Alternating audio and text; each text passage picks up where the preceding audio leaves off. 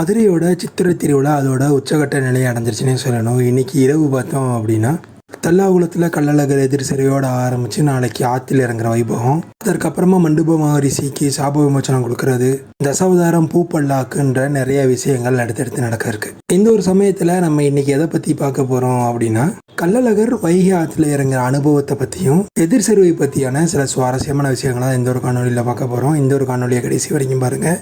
அனைவருக்கும் அன்பு வணக்கம். நான் உங்கள் மதுரை குருவி. மதுரையோடைய சித்திரை திருவிழா ஜெகம்போலும் சித்திரை திருவிழான்ற மாதிரி சொல்லுவாங்க. எதனால் அப்படி சொல்கிறாங்க அப்படின்னா, உலக நாடுகளில் கொண்டாடப்படுற திருவிழாக்கள்லேயே அதிக நாள் கொண்டாடக்கூடிய திருவிழாவாக மதுரை சித்திரை திருவிழா இருக்குது. என்னது உலகத்திலேயே பெரிய திருவிழா அவங்க மதுரை திருவிழா தானா அப்படின்னு கேட்டிங்கன்னா, இதை நான் சொல்லலை. மெட்டாவலியை செக் பண்ணி பார்க்கும்போது என்ன தெரிஞ்சது அப்படின்னா, ஜெர்மனியில் நடக்கக்கூடிய ஒரு விழா தான் பார்த்தோம் அப்படின்னா 16லேருந்து 18 நாளுக்கு நடைபெறுன்னு இருக்காங்க. இதுக்கு ஈக்குவலாக சித்திரை திருவிழாவும் பார்த்தோம் அப்படின்னா கிட்டத்தட்ட 17-18 நாளுகள் நடைபெற இருக்கனால நம்ம உலகத்திலே பெரிய திருவிழான்னு சொல்லிக்கலாம். இதை நான் கிளைம் பண்ணிக்கல. இல்லை எங்கள் ஊர் திருவிழா தான்ப்பா பெரிய திருவிழா அப்படின்னவங்க உங்கள் திருவிழா அவங்க கொண்டாடுங்க. இப்போ நீ என்னப்பா உங்கள் திருவிழா பெருசா எங்கள் திருவிழா பெருசான்னு சண்டை போட வரியான்னு கேட்டிங்கன்னா அதுதான் கிடையாது. இந்த அழகரோட புறப்பாடு ஆற்றுல இறங்கினால் இதை சுற்றி இருக்கக்கூடிய நிறைய கதைகளையும் சில வரலாற்று நிகழ்வுகளை தான் இந்த ஒரு காணொலியில் ஒன்று நம்ம பார்க்க போகிறோம். குறிப்பாக இந்த அழகர் திருவிழா பார்த்தோம் அப்படின்னா கரெக்டாக சித்திரை திருவிழாவில் மீனாட்சி அம்மனோட கல்யாணம் முடிஞ்சதுக்கப்புறமா ஒரு பக்கம் தேரோட்டம் நடந்திருக்கும். அன்றைக்கி ஈவினிங்கே பார்த்தோம் அப்படின்னா அழகர் மலையிலேருந்து கிளம்பி மதுரைக்கு வர இருப்பார். சில நேரங்களில் இது முன்ன பின்ன போகலாம், தேருக்கு அப்புறமா வரலாம், முன்ன பின்ன போகிற மாதிரி இருக்கும். அது மட்டும் இல்லாமல் அழகரோட ப்ரெசன்ஸ் மதுரையில் பார்த்தோம் அப்படின்னா கிட்டத்தட்ட ஒரு 4லேருந்து 5 நாள் இருக்கும். 4லேருந்து 5 நாளில் முதல் 2 நாளும் கடைசியில் ஒரு ஊருக்கு போகக்கூடிய நாளும் பார்த்தோம் அப்படின்னா உண்மையிலே மதுரையில் லிட்டரலாக நிற்கும் கூட இடம் இருக்க முடியாதுன்னு அளவுக்கு சொல்லணும். இது மட்டும் இல்லாமல் பக்கத்து ஊர்களில் இருந்து வேற ஒரு ஊர்களில் இருந்து பார்த்தோம் அப்படின்னா லட்சக்கணக்கான மக்கள் வைகை ஆற்றில் நிறையிறது பார்த்தோம் அப்படின்னா ரொம்பவுமே சிறப்பாகவும் இருக்கும். அது மட்டும் இல்லாமல் எனக்கு தெரிஞ்சு ஒரு 6 லட்சத்துலேருந்து 7 லட்சம் மக்கள் வரைக்கும் வருவாங்கன்னு நினைக்கிறேன். மிகைப்படுத்தி நான் சொல்லலை. அதுக்கு கூடயும் இருக்கலாம், அதுக்கு கம்மியாக இருக்க வாய்ப்பு இல்லைன்னு தான் நான் நினைக்கிறேன். நான் இப்படி இந்த ஒரு திருவிழாவுக்கு பார்த்தோம் அப்படின்னா பக்கத்தில் இருக்க ஊர்க்காரங்கள்லாம் பார்த்தோம்னா மாட்டு வண்டியில் வருது, லாரி, குட்டியானன்னு அழகர் மேலே தண்ணி பீச்சுறவங்களும் சரி, பந்தம் எடுக்கிறவங்கலாம் பார்த்தோம் அப்படின்னா வெவ்வேறு ஊரில் இருந்து அழகருக்கு மாலை போட்டு விரதம் இருந்து இந்த ஒரு எதிர் சேர்வை நாளுக்கும் ஆற்றுல இறங்கக்கூடிய நாளுக்கு தான் ரொம்ப ஈகராக வெயிட் பண்ணிக்கிட்டு இருப்பாங்கன்னே சொல்லணும். இந்த ஒரு ஆற்றுல இறங்கும் நிகழ்வு பார்த்தா எப்போ நடக்கும் அப்படின்னா சித்ரா பௌர்ணமி முன்னிட்டு தான் ஆற்றுல இறங்குவார் அழகர். இப்படி அழகர் ஆற்றுல வந்து இறங்குறதுக்கு அவரோட அவதார நோக்கத்துக்கும் என்ன அப்படின்னு பார்த்தோம்னா, மண்டக மகரிஷிக்கு ஏற்பட்ட ஒரு சாபத்தினால பார்த்தோம் அப்படின்னா அவர் வைகை ஆற்றுல போய் தவம் இருக்க போகிறாரு. தவம் இருந்து கள்ளழகரோட பாதம் படும்போது அவரோட சாப விமோச்சனம் போகுன்ற மாதிரியான நிறைய மித்தாலஜிக்கல் ஸ்டோரிஸ் பார்த்தோம் அப்படின்னா அதில் இருக்கு. அதன்படி மண்டக மகரிஷியோட சாபத்தை போக்குற விதமா இவரோட இந்த கள்ளழகர் அவதாரத்தோட மோட்டோவா இருக்கு. பின்னர் அழகர் வந்து தங்கச்சியோட கல்யாணத்தை மிஸ் பண்ணிட்டாரு. இது அப்படின்னா பின்னரில் புனையப்பட்ட கதைகளாக இருக்குது. பிகாஸ் எதனால் அப்படின்னு பார்த்தோம்னா சித்திரை திருவிழா பொறுத்த வரைக்கும் திருமலை நாயக்கர் அவர் ஆட்சிக்கு முன்னாடி வரைக்கும் எல்லாமே செப்பரேட் திருவிழாவாக நடந்திருக்கு. திருவிழாவில் தேர் திருவிழா பார்த்தோம் அப்படின்னா தை மாதம் நடந்திருக்கு, மீனாட்சி அம்மன் கோயில் தேர். அதுக்கப்புறம் மீனாட்சி அம்மன் ஆட்சிக்கு வரக்கூடிய அந்த ஒரு பட்டாபிஷேக நிகழ்வு பார்த்தோம் அப்படின்னா சித்திரை மாதத்தில் நடைபெறுற மாதிரி இருந்திருக்கு. பின்னர் மாசி மாதத்தில் திருக்கல்யாண வைபவம் நடந்துகிட்டு இருந்தது. இதெல்லாம் ஒரு பக்கம் இருக்க, சித்திரை திருவிழாவில் பார்த்தோம் அப்படின்னா அழகரும் வைகை ஆற்றில் இறங்கக்கூடிய நிகழ்வுகள் தனியாக நடந்துகிட்டு இருந்தது. திருமலை நாயக்கரோட ஆட்சி காலத்தப்போ என்ன பண்ணுறாங்க அப்படின்னு பார்த்தோம்னா, தேர் தை மாதத்தில் ஓடுறதுனாலையும் தை மாதத்தில் நிறைய விவசாய தொழில்கள் ஈடுபடுறனாலையும் பார்த்தோம் அப்படின்னா அந்த தேர் இழுக்கக்கூடிய ஆட்கள் ரொம்பவுமே கம்மியாக இருந்திருக்காங்க. ஒரு பியூட்டிஃபுல்லான ஒரு கதை இருக்குது. அது உண்மையை எவ்வளோ தூரம் நம்ம உணர்த்த முடியும்னு தெரியல. கிட்டத்தட்ட தேர் பார்த்தோம் அப்படின்னா கிளம்பி நிலைக்கு வர்றதுக்கு 2லேருந்து 3 நாளாக ஆயிருக்கக்கூடிய கதைகள்லாம் சொல்லப்படுது. பின்னர் தேர் இழுக்க ஆள் இல்லாதனால அங்கங்கே ஊரில் போய் எல்லாரும் சேர்ந்து ஆள் கூட்டி வந்து தேர் இழுத்ததாக கதைகளும் நிறையவே பார்த்தோம் அப்படின்னா இந்த சித்திரை திருவிழாக்கு பின்னாடி இருக்கு. இப்படி இந்த திருவிழாக்கள் பிரிஞ்சு இருக்கிறதுனால பார்த்தோம் அப்படின்னா சில இடங்கள்ல அங்கங்க தொக்கம் இருக்கிறதுனால திருமலை நாயக்கர் ஆட்சி காலத்துல என்ன பண்றாங்க, இந்த திருவிழாக்கள்லாம் ஒன்றிணைக்கிறாங்க. இப்படி ஒன்றிணைக்கும் போதுதான் சித்திரை திருவிழாவில் மீனாட்சிக்கு திருக்கல்யாணத்துல இருந்து பட்டாபிஷேகத்துல இருந்து தேரோட்டம் வரைக்கும் எல்லா நிகழ்வும் பார்த்தோம் அப்படின்னா சித்திரைக்கு மாற்றப்படுது. இப்படி இந்த சித்திரை திருவிழாவில் மதுரையை சுற்றி இருக்கக்கூடிய ஒவ்வொரு சின்ன சின்ன கிராமங்களும் சரி, ஊர்களும் சரி பார்த்தோம் அப்படின்னா இந்த ஒரு சித்திரை திருவிழாவில் ஒருங்கிணைக்கப்படுது. எப்படி ஒருங்கிணைக்கப்படுது அப்படின்னு பார்த்தோம்னா, மதுரைக்கு அருகே மையிட்டான்பட்டின்னு ஒரு ஊர் இருக்கு. இந்த மையிட்டான்பட்டியில இருந்து தான் மீனாட்சி அம்மனுக்கு கொடுக்கக்கூட அந்த மை பார்த்தோம் அப்படின்னா அந்த ஒரு ஊர்ல இருந்து தயாரித்து கொண்டு வரப்பட்டிருந்தது. இதற்கப்புறம் பார்த்தோம் அப்படின்னா மீனாட்சி அம்மனுக்கு அனுபவிக்கக்கூடிய திருமங்கல்யம் பார்த்தோம் அப்படின்னா திருமாங்கல்யபுரம் அப்படின்னு ஒரு ஊர்ல இருந்து அந்த கொண்டு வரப்பட்டிருந்தது. இந்த ஒரு திருமாங்கல்யபுரம் தான் நாளப்போக்கில் பெயர் மருவி திருவங்கலம் ஆனதாக ஒரு கதையும் இருக்கு. இப்படி மதுரைக்கு அருகே இருக்க ஒவ்வொரு ஊருக்கும் இந்த இதுக்கும் பார்த்தா அப்படின்னா நிறையவே கனெக்ட் இருக்குன்னு சொல்லணும். இது மட்டும் இல்லாம இந்த ஒரு திருவிழா மூலியமா பார்த்தோம் அப்படின்னா அந்த ஒரு காலத்துல வணிகமும் நிறைய இருந்திருக்குன்னு தான் சொல்லணும். இப்ப இருக்க வணிகம்லாம் அப்படின்னு கேட்டீங்கன்னா என்னது திருவிழா காலத்துல வணிகமா அப்படின்னு கேட்டீங்கன்னா இப்போ இருக்க நம்ம மாடர்ன் ஜென்ரேஷன்லாம் பார்த்தோம்னா திருவிழாவுக்கு போனால் என்னென்னா பெருசாக ஒரு பொம்மை வாங்குவோம், அங்கே இருக்க கடலை கிடையில வாங்கி சாப்பிடுவோம். அப்படி இல்லை அப்படின்னா திருவிழா ஜவ்வு மிட்டாய்களை வாங்கி சாப்பிட்டுக்கிட்டு இருந்திருக்கோம். முந்தைய காலங்களில் பார்த்தோம் அப்படின்னா இந்த ஒரு திருவிழாவை ஒட்டி தான் பார்த்தோன்னா மாட்டுச்சந்தைகள் ஆட்டு சந்தைகள்லாம் பார்த்தோம் அப்படின்னா நிறைய உருவாக்கப்படுது. அது மட்டும் இல்லாமல் பக்கத்தில் ஊர்லேருந்து வரவங்கலாம் பார்த்தோம் அப்படின்னா இந்த ஒரு திருவிழா சமயத்தில் இந்த மாடுகள் ஆடுகள் கோழிகளெல்லாம் வாங்கிட்டு உங்கள் ஊருக்கு போகிறதும் பார்த்தோம் அப்படின்னா ஒரு மிகப்பெரிய ரெவன்யூவாகவும் திகழ்ந்துக்கிட்டு இருந்துச்சு இந்த ஒரு சித்திரை திருவிழாவில். இப்படி ஆற்றுக்கு தெற்கு புறத்தில் பார்த்தோம் அப்படின்னா மீனாட்சியோட திருவிழா ஒரு பக்கம் நடந்துகிட்டு இருந்தது. அதே மாதிரி ஆற்றுக்கு வடக்கு பக்கம் பார்த்தோம் அப்படின்னா அழகரோட திருவிழாவும் நடந்துகிட்டு இருந்தது. திருமலை நாயக்கர் ஆட்சி காலத்துக்கு முன்னாடி கள்ளழகர் மதுரையில் இருக்க வைகாட்டில் இறங்குவாரா அப்படின்னு கேட்டோம்னா கள்ளழகர் பார்த்தோம் அப்படின்னா வைகை ஆற்றுல இறங்கினாரு. அப்போது அது ஒருங்கிணைந்த மதுரை ஜில்லாவாக இருந்திருக்கும். அப்போது இருந்த மதுரை ஜில்லா பார்த்தோம் அப்படின்னா பழனி திருநெல்வேலி வரைக்குமே இருந்திருந்ததா சொல்லப்படுது. இப்படி இருக்கும்போது அப்போது தேனூரும் பார்த்தோம் அப்படின்னா மதுரைக்குள்ள தான் இருந்திருக்கும். ஆனால் இப்போ நம்ம பார்க்கக்கூடிய வைகை ஆறா இருக்கக்கூடிய ஏவி பாலத்துக்கு கீழே அவர் இறங்குவாரான்னு கேட்டோம்னா அதுதான் கிடையாது. அப்போ முதல் அவர் எங்கே இறங்கியிருந்தாரு அப்படின்னு பார்த்தோம்னா சோழவந்தானில் இருக்கக்கூடிய தேனூர்ன்ற ஊரில் தான் பார்த்தோம் அப்படின்னா அழகர் முதல் அழகர் மலையிலேருந்து கிளம்பி தேர்னூரில் இருக்கக்கூடிய வைகாட்டில் இறங்கிட்டும் இருந்தார். இப்படி கள்ளழகர் அழகர் மலையிலிருந்து கிளம்பி தேனூருக்கு போகிற வழியில் அழகருக்கு நிறுத்தி அலங்காரம் செய்யப்பட்ட ஊர் தான் பார்த்தோம் அப்படின்னா அலங்கார நல்லூர்னு பேர் வழப்பட்டுச்சு. ஒரு அலங்கார நல்லூர் தான் பார்த்தோம் அப்படின்னா காலப்போக்கில் மருவி அலங்கார நல்லூராகவும் மாறிடுச்சு.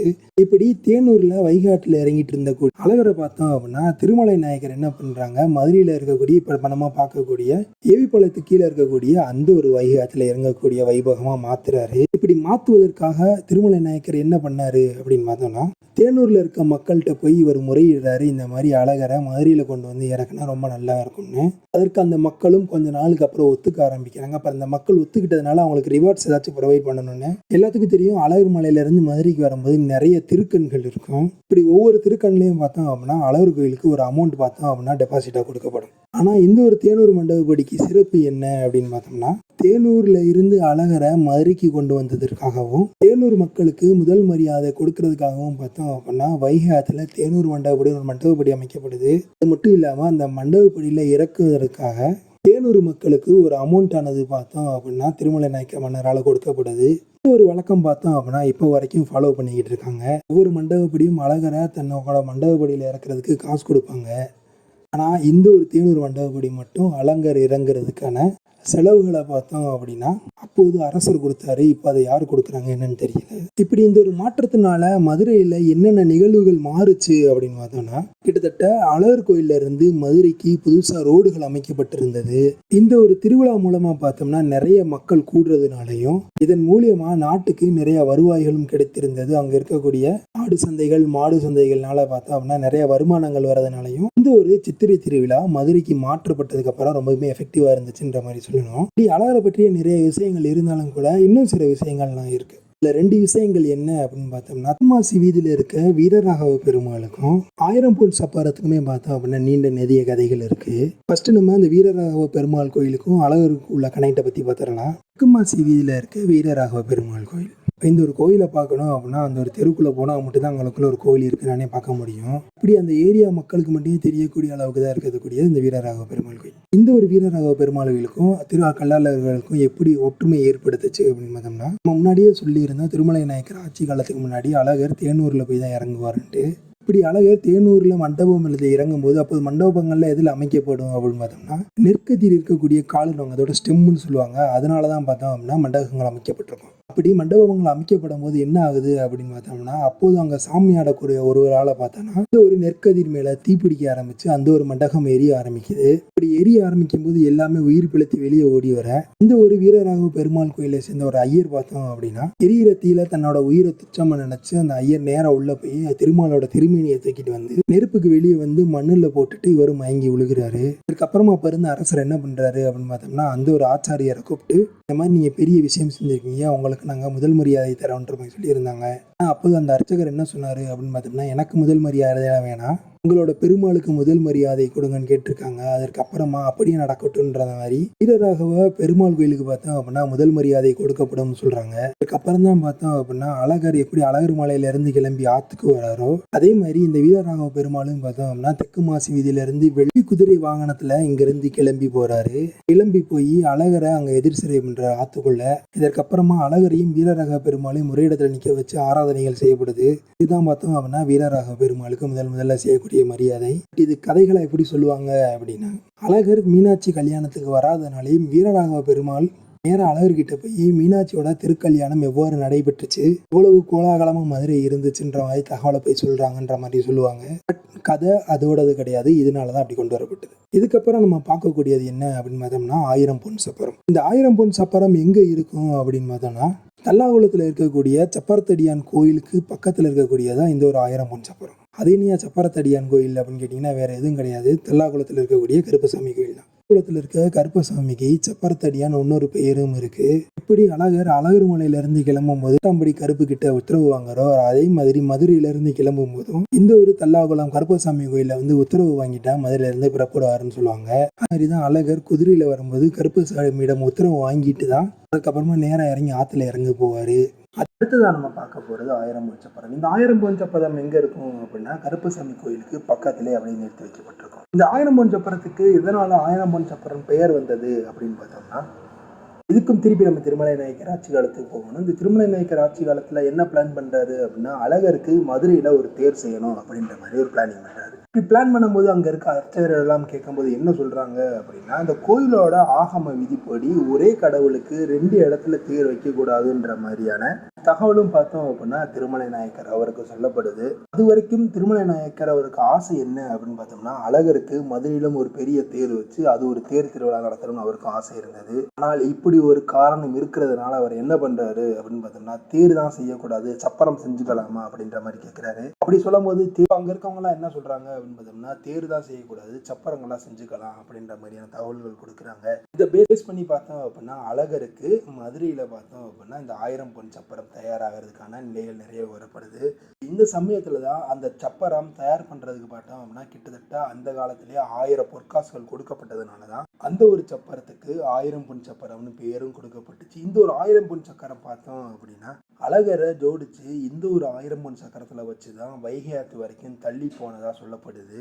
இதற்கான ஆதாரங்கள் பார்த்தோம் அப்படின்னா பிரிட்டிஷ் கால போட்டோகள்லயும் சரி சில போர்ட்ரேட்ஸ்லயும் பார்த்தோம் அப்படின்னா வைகை ஆத்துக்குள்ள இந்த ஒரு 1000 பொன் சப்பரம் போற மாதிரியான படங்களும் இருக்கு. இதற்கப்புறமா 1970கள் ஒட்டி பார்த்தோம் அப்படின்னா இந்த 1000 பொன் சப்பரமானது பார்த்தோம் அப்படின்னா தேவர் சிலை வரைக்கும் அழகர் அதில் வச்சு கொண்டு போயிட்டு தேவர் சிலைக்கு அப்புறமா குதிரையில வச்சு மாற்றப்படக்கூடிய விஷயங்களா இருந்ததாகவும் தகவல்கள் கேள்விப்பட்டிருக்கேன். ஆனா இப்ப அந்த 1000 பொன் சப்பரத்துல அழகரை வச்சு கொண்டு போறாங்களான்னு கேட்டோம்னா அதுதான் கிடையாது.